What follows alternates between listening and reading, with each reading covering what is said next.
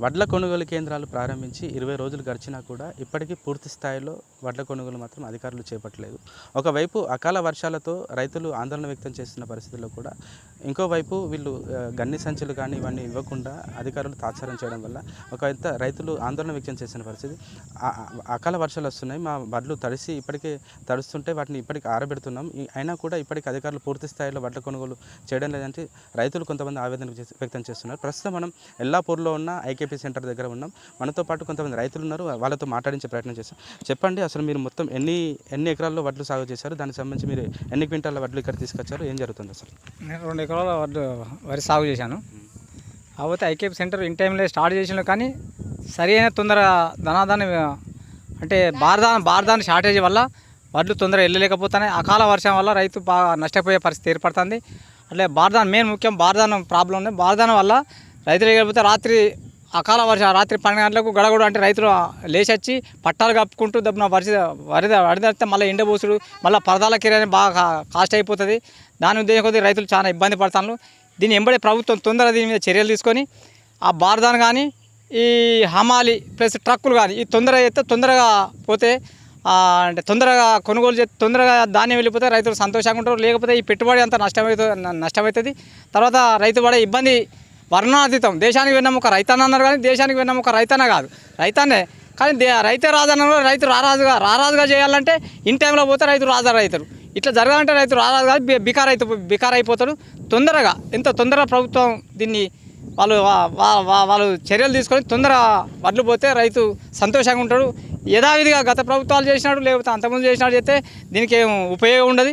రైతు అనేటోడు అకాల కష్టం చేసి 4-5 నెలలు కష్టం చేసి లాస్ట్కి వచ్చేసరికి ఈ వడ్లు కొనేకాడో తిప్పలు అవుతుంది, మిషన్ తోడో తిప్పలు అయితే కొనుగోలు తీసుకొచ్చిన తర్వాత ధాన్యం పోడో ఎత్తు అవుతుంది. ఇదో పెద్ద ప్రాబ్లం అవుతుంది రైతుకు.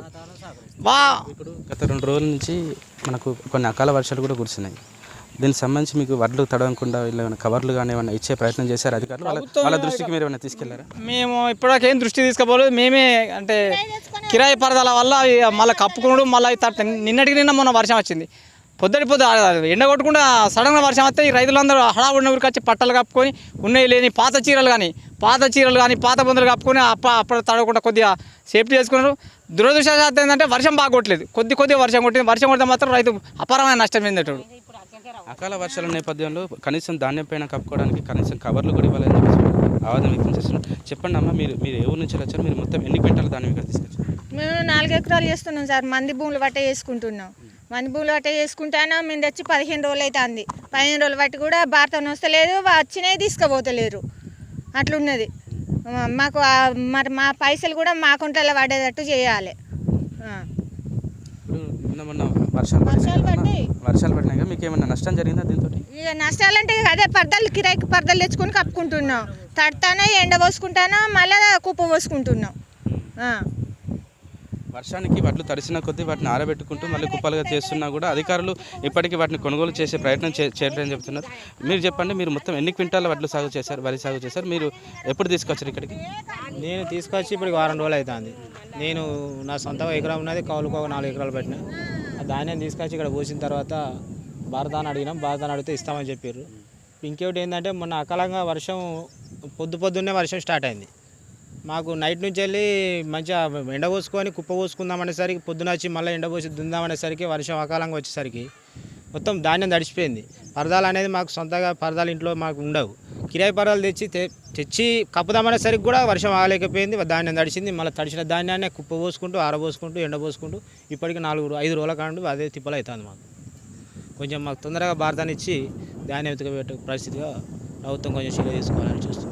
అకాల వర్షాలు కురుస్తున్న నేపథ్యంలో అధికారులు వీలైనంత త్వరితగతిన ఈ ధాన్యం కొనుగోలు ప్రక్రియ చేపట్టి ఏదైతే ధాన్యం తరవకుండా ఈ బారదాన్లు కూడా మాకు ఇచ్చి మాకు తరవకుండా దానికి చర్యలు చేపట్టాలని చెప్పేసి వీలైతే కోరుకుంటారు. వీలైనంత తొందరగా ఇప్పటికే మేము 20 రోజుల నుంచి ఇక్కడ ధాన్యం తీసుకొచ్చి ఇక్కడ పడిగాపులు కాస్తున్నా కూడా అధికారులు కొంతవరకు కొనుగోలు చేసినా కూడా హమాలీల కొరతతో పాటు ట్రాన్స్పోర్ట్ కొరత ఉండడం వల్ల ఇప్పటికి పూర్తి స్థాయిలో వడ్ల కొనుగోలు మాత్రం పూర్తి కావడం లేదని, వీలైనంత త్వరితగతిన ఈ వడ్ల కొనుగోలు ప్రక్రియ పూర్తి చేయాలని చెప్పేసి రైతులు కోరుకునే పరిస్థితి. కెమెరా పర్సన్ భిక్షపత్తో రాము, మెగా టీవీ, వరంగల్.